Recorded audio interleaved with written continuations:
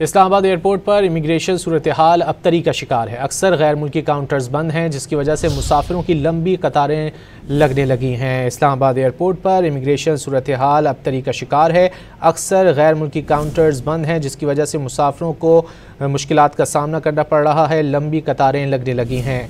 Islamabad airport पर immigration system अबतरी का शिकार है। इस्लामाबाद एयरपोर्ट पर बेशतर गैर मुल्की काउंटर्स बंद हैं, जिसकी वजह से मुसाफिरों को परेशानी का सामना है। इस्लामाबाद से आपको खबर दे रहे हैं, आमद और रवानगी लाउंजेस में सिर्फ चंद काउंटर्स फ़ाल हैं। इस्लामाबाद एयरपोर्ट पर इमिग्रेशन सूरत हाल अबतरी का शिकार है। अक्सर गैर मुल्की काउंटर्स बंद हैं, जिसकी वजह से मुसाफिरों की लंबी कतारें लगने लगी हैं। इस्लामाबाद एयरपोर्ट पर इमिग्रेशन सूरत हाल अबतरी का शिकार है। अक्सर गैर मुल्की काउंटर्स बंद हैं, जिसकी वजह से मुसाफिरों को मुश्किलात का सामना करना पड़ रहा है। लंबी कतारें लगने लगी हैं।